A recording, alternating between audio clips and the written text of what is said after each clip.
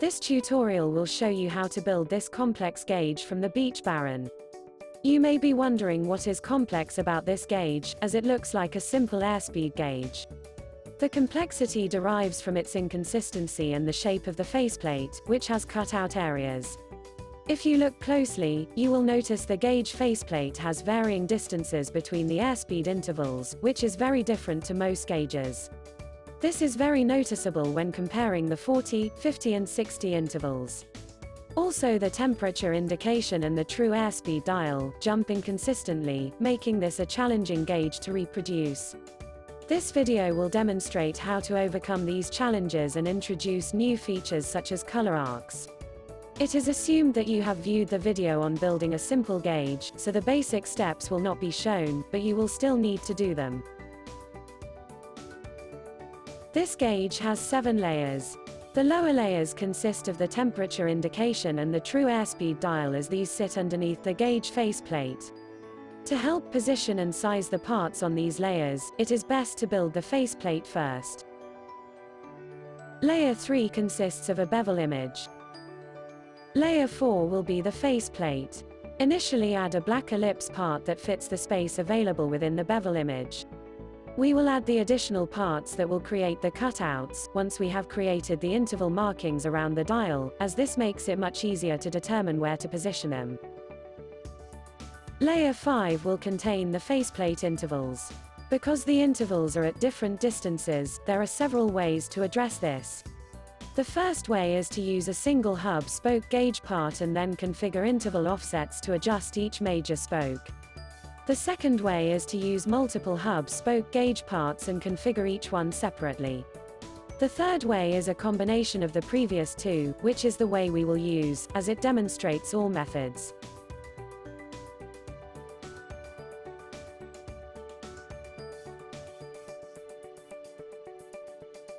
After adding a hub spoke gauge part, we need to configure it in the usual way. We will make this part represent about a third of the intervals, as we are mixing things up for demonstration purposes.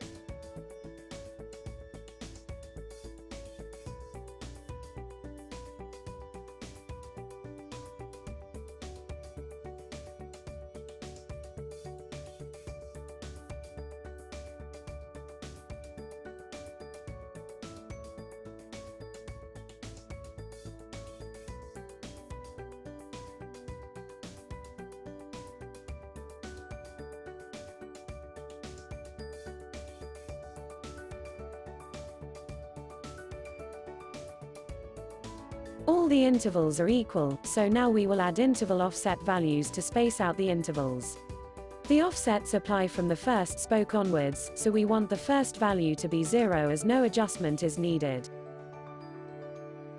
These values can be calculated by measuring the interval angles within the flight simulator, and calculating the difference.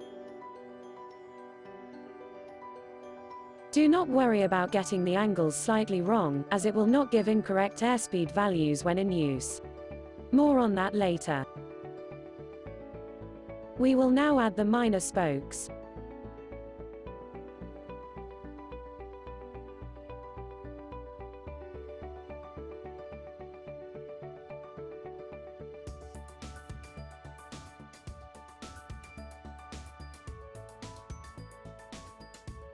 Now we will add an additional hub spoke gauge part, grouped by having more or less the same interval distance.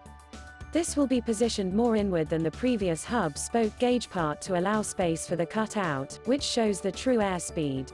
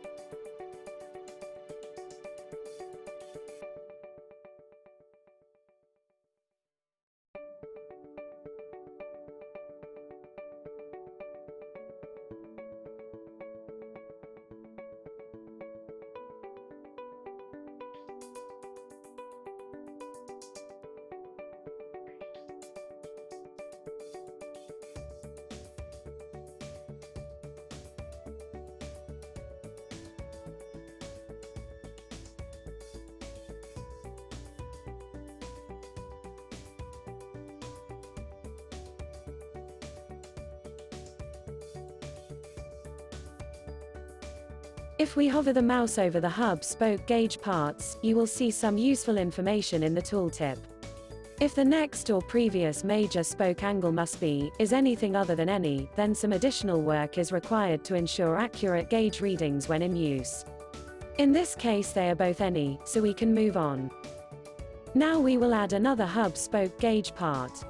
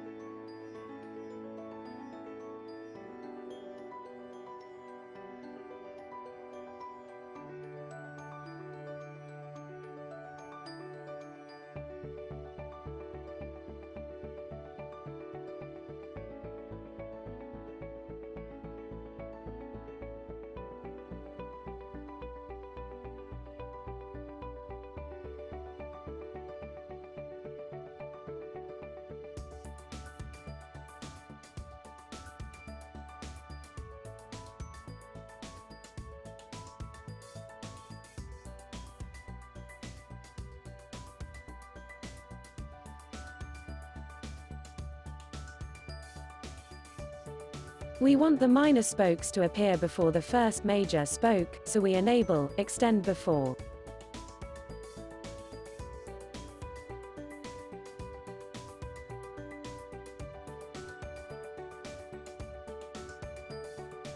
We want the extended minor spokes to be visible, so we enable Extend Beyond, Before Visible. You may have noticed that the first minor spoke is not central. This is because they are two different hub spoke gauge parts with different angle intervals. This is confirmed in the tooltip, as it states that the previous major final spoke must be at a certain angle so that everything synchronizes. Obviously we cannot change the angle to match, as they have different angle distances, and this is why we are doing separate hub spoke gauge parts. To overcome this, we need to enter a value in Extend Before Offset. This will shift the first minor spoke so that it is centralized between the two hub spoke gauge parts. You can manually attempt to guess the value, but it's unlikely you will get it correct, so we will ignore it for now and show you later on how easy it is to get this value.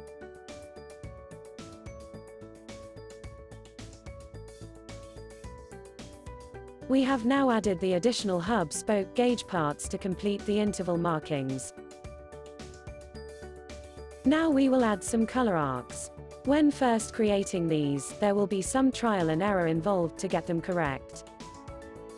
You specify where the color arc starts and ends, how wide it should be and its color. Offset X and Y adjust its position. Do not hesitate in using decimal values to get the arcs accurate.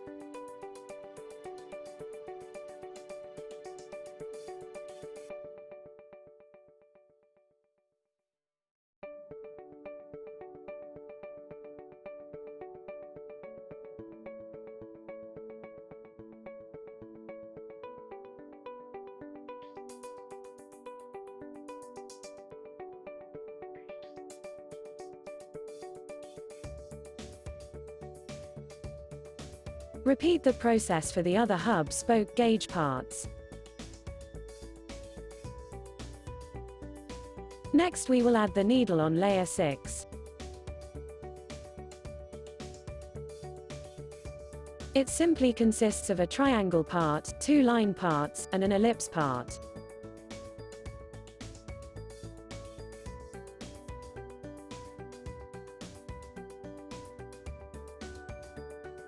We will group them together to form a single part so we can add rotation data to it. We can now indicate that this part rotates.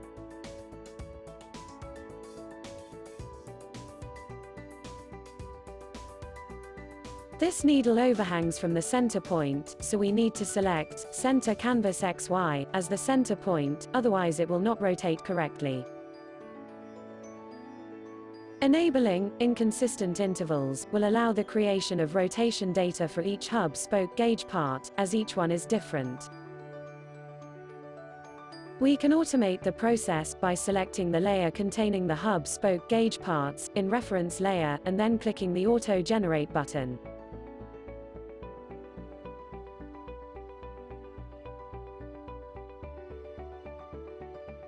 As you can see, the rotation data has been produced for us, however some entries have errors, as indicated by the red and white exclamation symbols.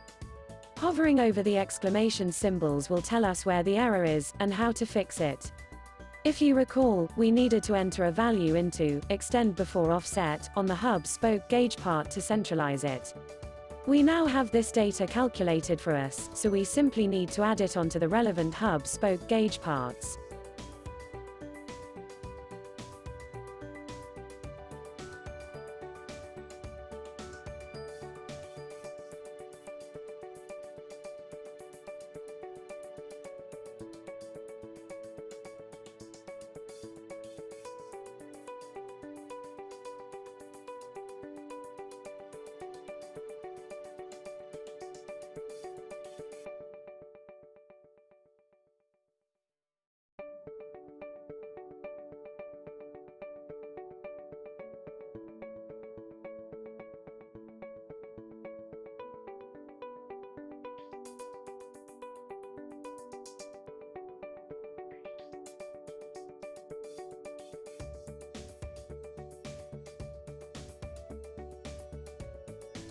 Clicking the Auto-Generate button again, we can check that everything is correct.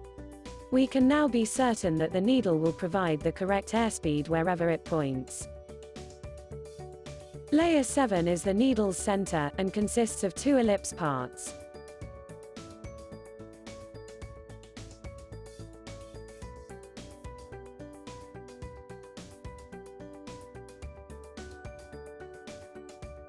We can now go back to layer 4, and work on the cutouts for the faceplate.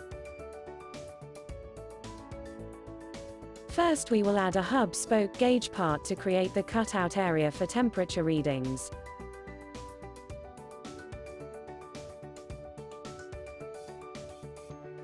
Enabling is mask indicates that this part will not be displayed, but will be used as a shape to cut out any parts that are not. Is mask enabled? In our case this will be the black ellipse part.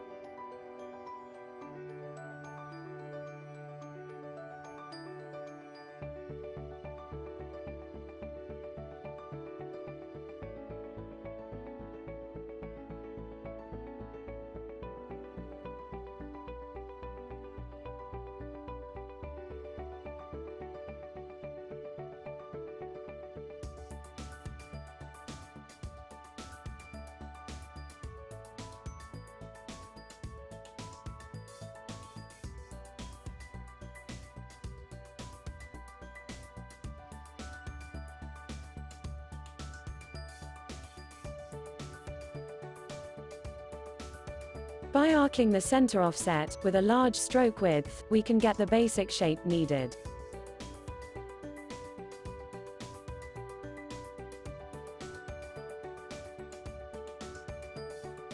Now we can add a rectangle part to square off the bottom of the hub spoke gauge part.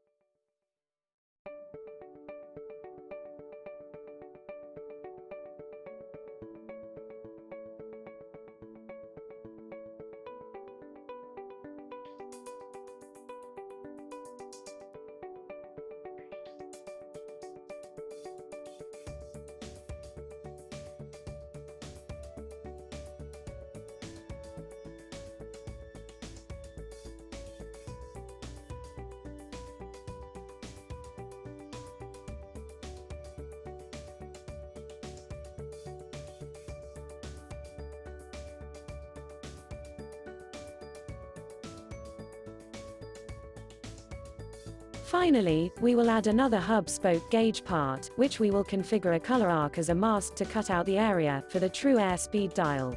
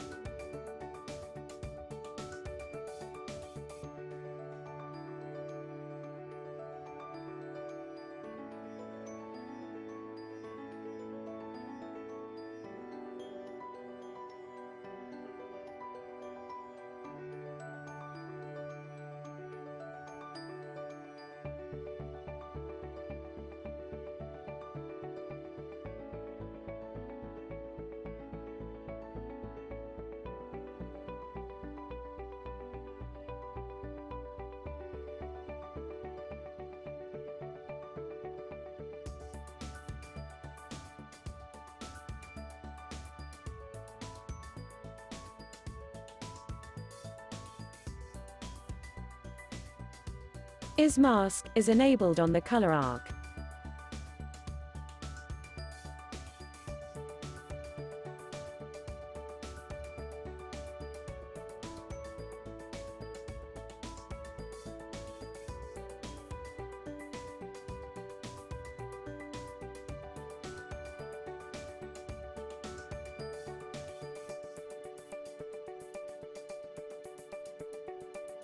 Before we group all the parts together, we will copy the first hub spoke gauge part to layer 4. By removing the arc, and changing the center offset, we can create the intervals at the top of the temperature cutout.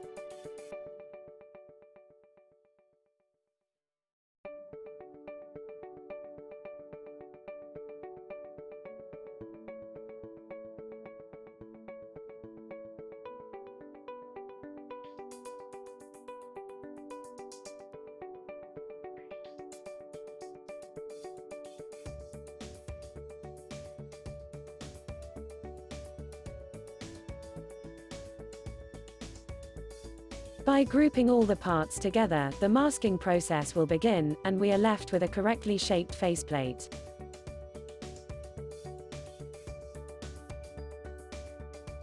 Layer 1 is the true airspeed dial.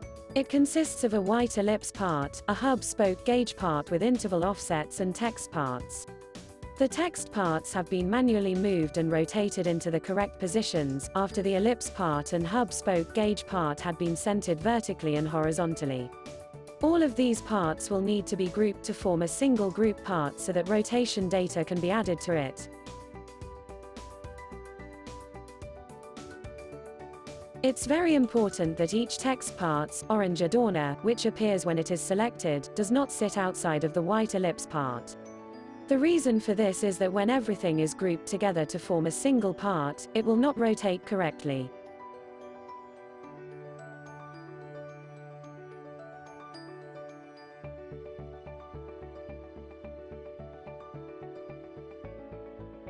Once grouped, we can select the group part and configure the rotation options. This part will rotate anti-clockwise and inconsistently, however do not select inconsistent intervals. This option is for parts that rotate continually, whereas the true airspeed dial jumps to certain points around the dial.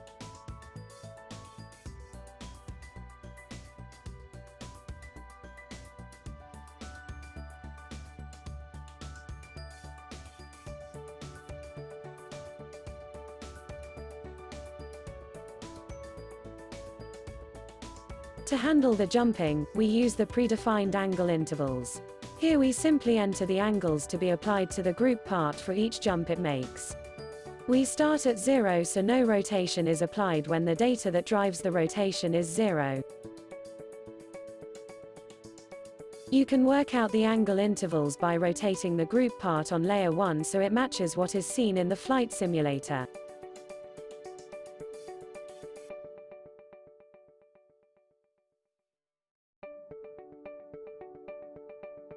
Layer 2 is for the temperature reading. We will be using an interval part, which will provide a series of horizontal interval markings.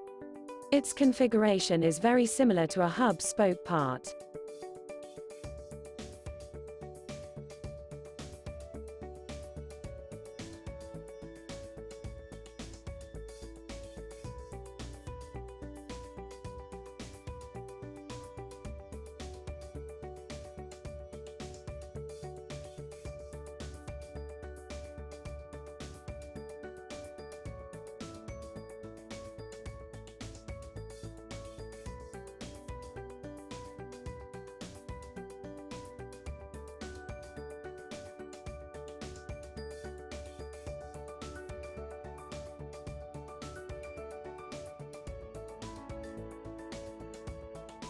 The order entry of the minor spokes is very important. You must do each set of center minor spokes first, otherwise you will get odd results.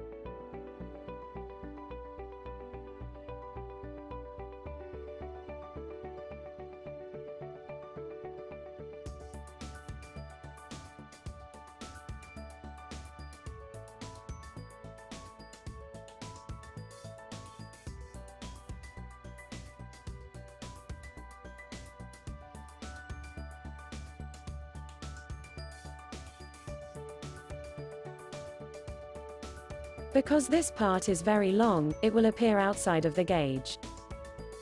To stop this, we need to clip or shorten the interval part so that its size will never be bigger than the cutout it appears under.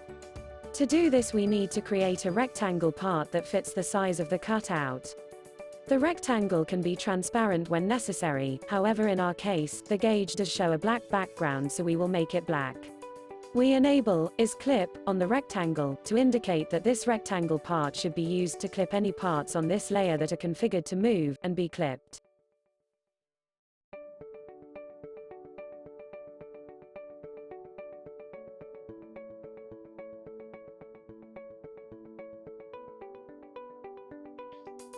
We can now position the interval node at its starting position.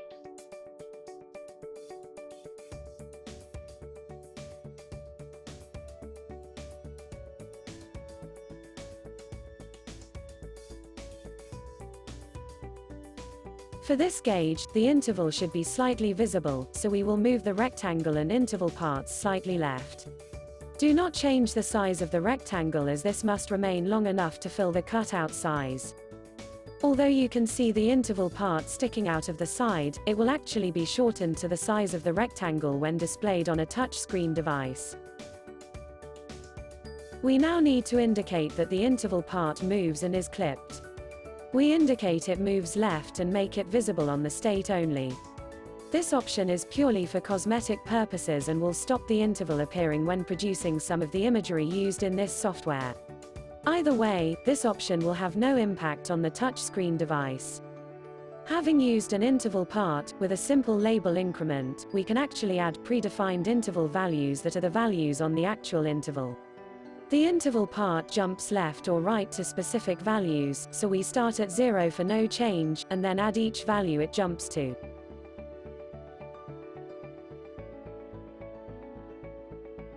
Finishing up, we have added some text parts on layer 5 for the remaining writing.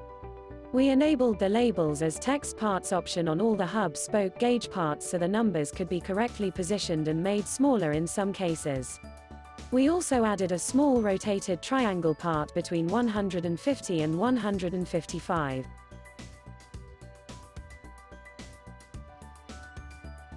Finally, it is very useful to name the layers that will be configured when the gauge is added to a device panel.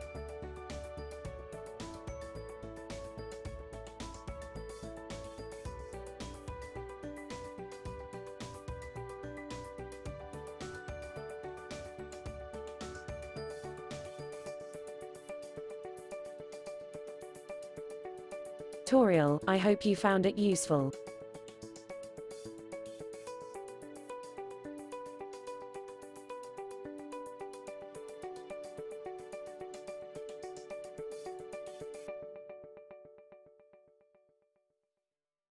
This concludes our tutorial.